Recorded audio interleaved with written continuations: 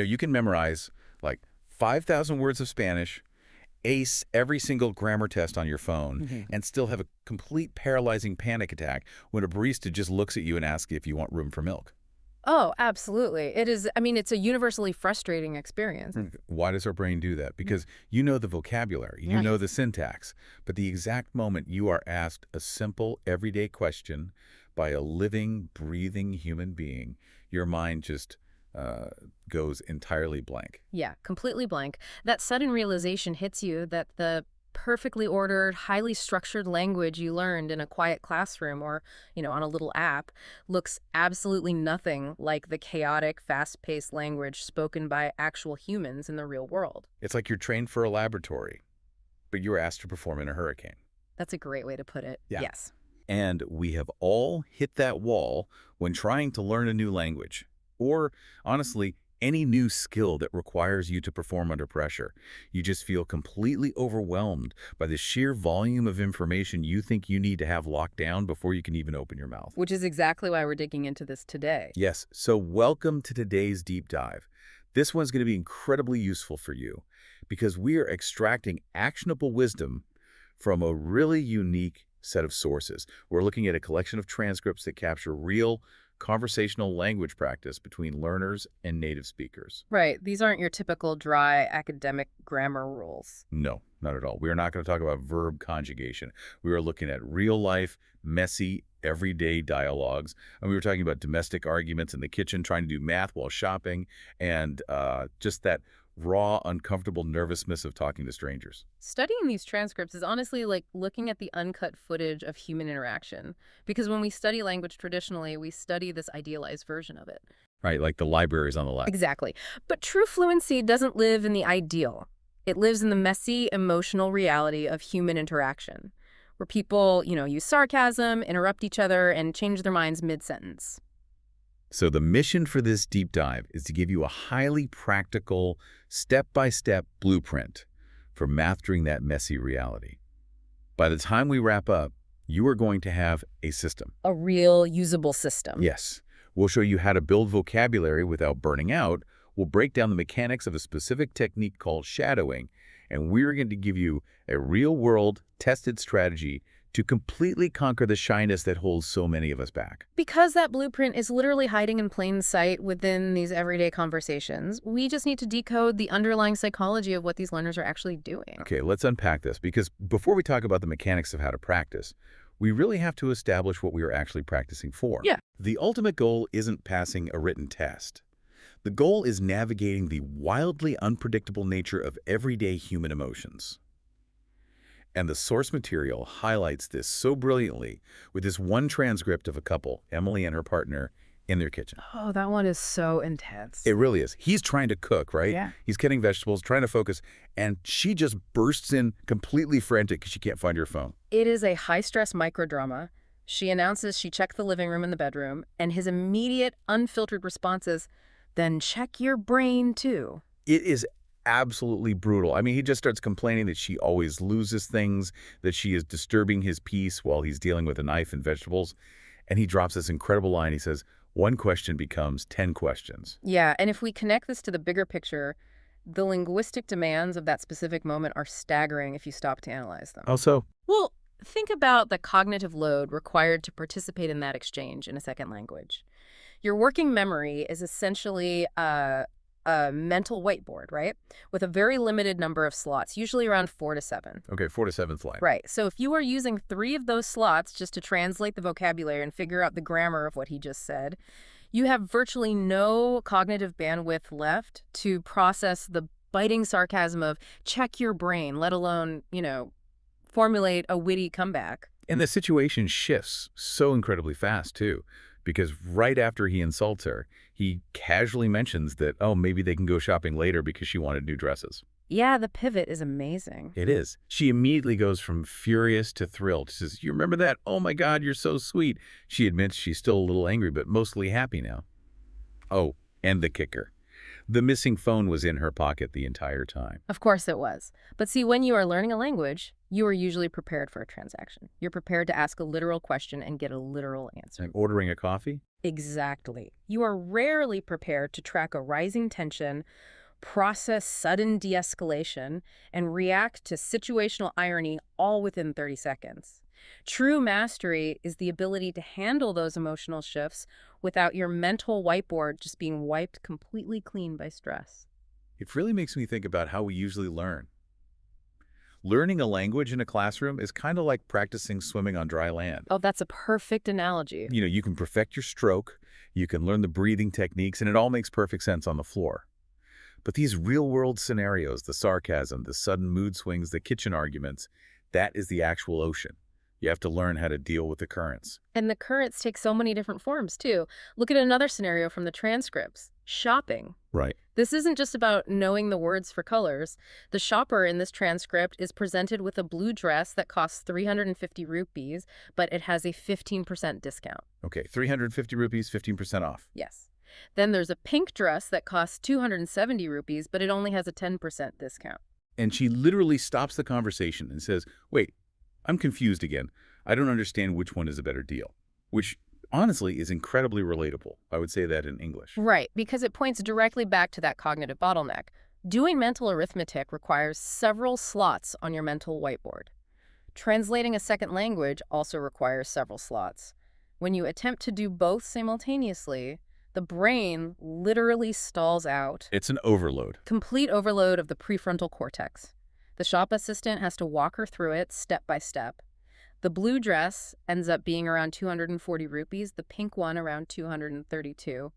She realizes the pink one is cheaper, but then she just decides she prefers the blue one anyway. It's such a mundane moment, but it requires serious cognitive agility to not just completely freeze up when the numbers get thrown at you. Exactly. And it extends to social graces, too, like the unwritten rules of interaction. There's another scene in the transcripts where a character named Lily is hosting a friend, Maya. Oh, yeah. Maya's coming to stay for a few days because she's incredibly stressed from work and had a terrible time in traffic. Right. So to prepare, Lily's partner goes to a florist to buy a bouquet just to make Maya feel welcome. And he has to navigate a very specific, nuanced interaction. He wants something beautiful and welcoming. And he ends up selecting a medium bouquet of roses, lilies, and white flowers for 28 euros, right? Yes, 28 euros. He adds a welcome card and pays 30 euros total by card. But he even has to specify, asking if the 28 euros includes the wrapping, verifying that final price before he actually taps his card. If you can't navigate buying flowers and asking if the wrapping is included, all the advanced academic vocabulary in the world won't help you actually connect with people. It really won't. Which brings up the obvious problem, If doing basic math in a foreign language or buying flowers burns out your working memory, how are you supposed to practice without giving yourself a massive headache? Like, how do you prepare for the ocean when you are stuck in your bedroom? Well, we find a really compelling answer in the transcripts through a learner named Angela. Right, Angel. She is a Spanish woman who has been learning English for just 4 months. But according to her native British practice partner, James, she is making incredible accelerated progress. In just 4 months. Yes. And Angela is very open about exactly how she is achieving this. It basically comes down to a few highly specific, meticulously maintained solitary habits. And the most prominent one is a technique she refers to as shadowing. Now, my understanding of shadowing is just, repeating phrases after a tape like those old 1980s language cassettes you'd listen to in the car. Yeah, that's what most people think. But it seems like she's doing something much more aggressive here. She is. Shadowing, the way Angela employs it, is an active, almost athletic practice. It involves listening to a piece of audio in your target language and repeating the sentences aloud immediately, literally a fraction of a second after hearing them. Wow. You are almost talking over the speaker. You aren't pausing the audio to think about it. You are forcing your mouth to mimic the sounds in real time. So you're forcing your tongue and your jaw to form the shapes of the words at the exact speed and cadence of a native speaker, rather than just reading it on a page and guessing what it sounds like. Yes, exactly. It's purely building muscle memory. Well, it actually goes deeper than just muscle memory. Think of your brain's natural translation process like routing your internet connection through a very slow VPN. Okay, I like that. You hear a word in English, your brain routes it to Spanish to figure out the meaning, formulates a response in Spanish, routes it back through the VPN to translate it into English, and then you finally speak. And that lag is what causes the panic. Precisely. Shadowing bypasses the VPN entirely. By immediately mimicking the sound, you are training the motor cortex of your brain to produce the language without routing it through your analytical translation center first. And she pairs this physical practice with some really smart media intake, too. She isn't trying to watch dense historical dramas or the nightly news, which would just overload her. No, that would be way too much. She tells James that she watches animated movies and comedies with subtitles because they're fun, they're easy to follow, and the language is specifically designed to be simple. Yes. She also mentions listening to a specific podcast every morning, The English We Speak by the BBC. Right. She likes because the episodes are short and they give her a few useful phrases.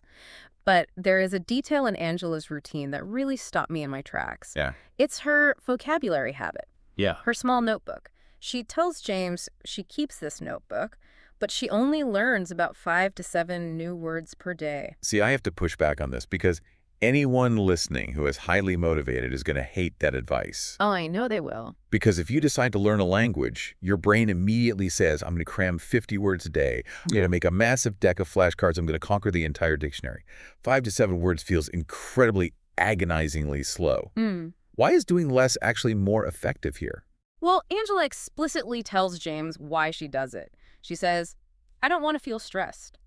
And from a neuroscientific perspective, she has accidentally stumbled upon the exact right way to encode long-term memory. Really? Yes. When you try to memorize 50 words a day, you are essentially just shoving them into your short-term working memory.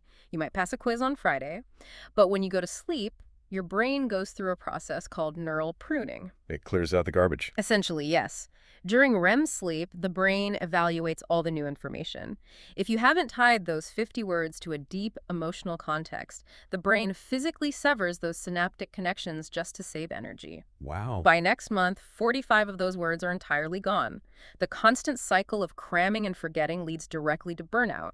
By focusing on just 5 words, Angela allows her hippocampus to deeply encode that information without triggering a stress response. It's exactly like compound interest in finance. Yes, that's exactly what it is. If you try to day trade and make a 50% return overnight, you usually just blow up your account and go broke. But if you put a tiny, boring, almost unnoticeable amount of money into an index fund every single day, over time, the math takes over and you become wealthy without even thinking about it. Yep. 5 words a day is 150 words a month. That's over 1,800 words a year, deeply embedded in your long-term memory with zero stress. That is exactly how you build a robust foundation on dry land. But solitary habits are safe, you know? You are in your room with your notebook, shadowing your audio. Nobody is judging you. Right. Eventually, you have to leave the room, and this is where almost every learner hits a massive wall. The transition from private practice to public speaking. And Angela confesses this fear to James. She admits that despite all her progress, she feels, quote, a little shy and nervous about speaking to native speakers. Yeah, that fear is so common. And James, who is acting as her language mentor here, gives her this pivotal piece of advice. He says, mistakes help us learn. And then he proposes a trial by fire. He says, next time we will test your English in a real situation, talking to strangers without preparation. He literally takes her to a busy public place to force her to engage. Yes. Here's where it gets really interesting. Yeah. Because I have to challenge this logic. As a mentor, is throwing a nervous, shy beginner into a busy street to talk to strangers without any prep actually a good idea? Or is that just a recipe for a complete panic attack? I know, it sounds incredibly reckless on the surface. But from a psychological standpoint, removing the preparation is the entire point of the exercise. Think about what happens when you have time to prepare. If I tell you to go order a coffee, you stand in line and you silently script the entire conversation in your head. Oh, absolutely. Yeah. Over and over again until I reach the counter. I would like 1 large coffee, please. Thank you. Exactly. But by doing that, you are reinforcing the VPN we talked about earlier. You are treating the interaction like a script reading, not a dynamic conversation. You are anticipating a perfectly linear transaction.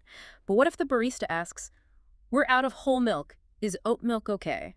Your script is totally ruined and you freeze. Right.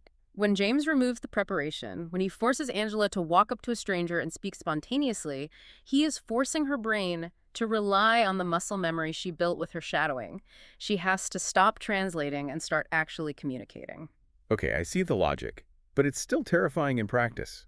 I mean, how does she actually execute this without shutting down? Because looking at the transcript, it's not just a chaotic plunge where she runs around shouting random English words. It is a highly calculated three-step escalation to systematically dismantle her shyness. Exactly. She doesn't tackle the most complex, nuanced interaction first. She builds up her tolerance to the anxiety. It's exactly like a video game leveling system. When you start a new game, you don't walk into the final boss room immediately. You would get absolutely crushed. No, you'd be dead in seconds. Right. You fight a level 1 henchman to build your experience points. And Angela's level 1 henchman is a short, highly functional ask. She stops a stranger and simply says, "I am looking for a cafe."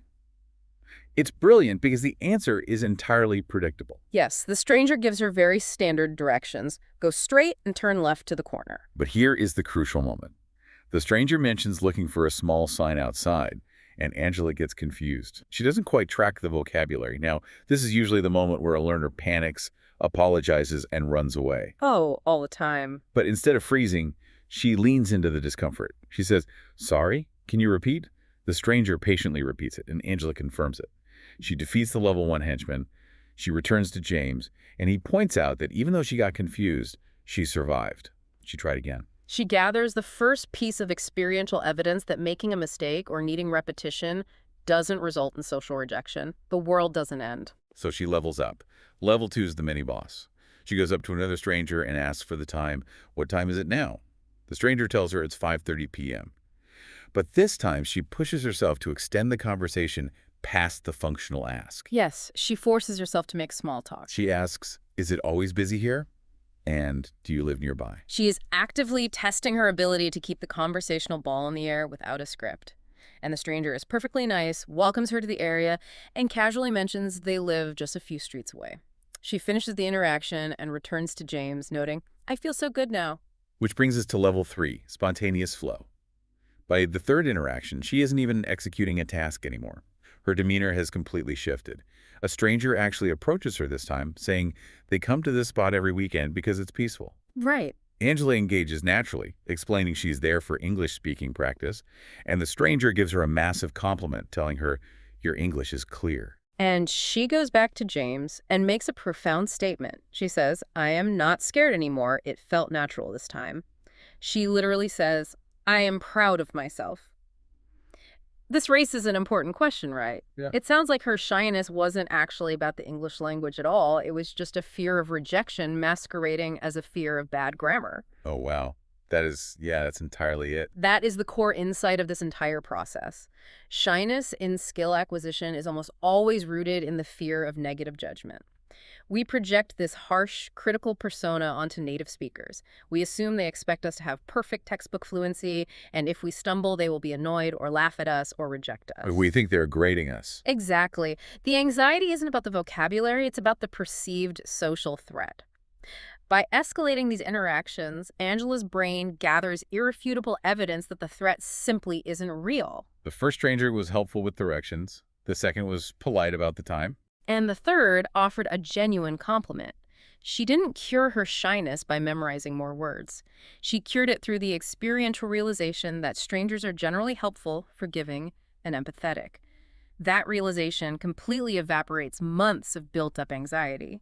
She proved to herself that she could survive the ocean. So what does this all mean for you listening right now? If you want to learn a language, or honestly, if you want to master any complex skill that requires you to perform in the real world, the blueprint is right here. It really is. You have to start with the micro habits. Don't burn yourself out trying to memorize the dictionary. Shadow the audio. Train your muscle memory to bypass that mental VPN and commit to just 5 to 7 new words a day. Build that compound interest quietly and consistently. But once you have that foundation, you cannot stay in your room forever. You have to leave the safety of solitary practice. You have to embrace the video game escalation of real-world exposure. Fight the level 1 henchman. Walk up to someone and ask for directions. Let yourself be confused. Ask them to repeat it. Systematically expose yourself to the messiness of reality without a script, and you will watch your fear of judgment just melt away. It requires a profound shift in how you view your own mistakes. Throughout all of these transcripts, the underlying theme is the learner's desperate desire to hide their lack of fluency. We view being a beginner as a weakness. We feel incredibly vulnerable, so we put up armor. But before we go, I want to leave you with one final thought to mull over, building on exactly that idea. What if the vulnerability of being a beginner is actually a superpower? That's a fascinating way to look at it. Because in psychology, there's this fascinating phenomenon called the Ben Franklin effect. It states that when you humbly ask someone for a small favor, like asking a stranger for directions to a cafe, or asking for the time, it actually makes them like and trust you more. The mechanics behind it are brilliant too. When you ask for help, you trigger an evolutionary instinct in the other person to protect and assist, rather than to judge. It creates cognitive dissonance in their brain.